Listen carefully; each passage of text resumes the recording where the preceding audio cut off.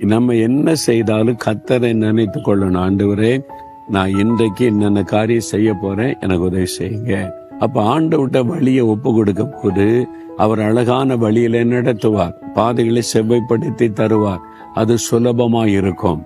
அப்போ நீங்களா ஒரு வழியை தெரிந்து கொண்ட, நான் இதான் படிப்பேன், இங்கதான் படிப்பேன், நான் இதான் செய்வேன், இதான் நடத்துவேன்னு நீங்க செய்யும் போது அதுல பாதிப்புகள் வரும். ஆனா வழிகளை ஆண்டவருக்கு ஒப்பு கொடுத்து உங்களுக்கு பிரியமான வழியில என்ன நடத்துங்கன்னு சொல்லிட்டீங்கன்னா பாதைகளை செவ்வையாக்கி தருவார். இன்னைக்கு யோசித்து பாருங்க, ஏன் இன்றைக்கு கஷ்டப்படுறீங்க? ஆண்டவருக்கு சித்தமான வழியில நடக்கிறீங்களா? அவருக்கு சித்தமானதை செய்றீங்களா? நீங்களா செலக்ட் பண்ணி உங்க வழியில போறீங்க. ஆண்டவர் கூட வரணும்னு ஆசீர்வதிக்கணும்னு நினைக்கிறீங்க. அதனால நீங்க கரடு முரடான பாதையில கஷ்டப்படுறீங்க.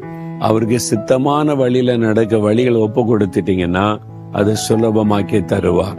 அப்ப ஆண்டவரை பார்த்து சொல்ல, ஆண்டவரே, என் வழிகளை உமக்கு ஒப்பு கொடுக்கிறேன், உமக்கு சித்தமான வழியில என்னை நடத்துங்க, அதுக்கு என்ன அர்ப்பணித்துக் கொள்றேன்னு சொல்லி பாருங்க. இன்றிலிருந்து உங்களுடைய வாழ்க்கையில் எல்லாத்தையும் செவ்வாய்ப்படுத்தி அழகாய் நடத்துவார்.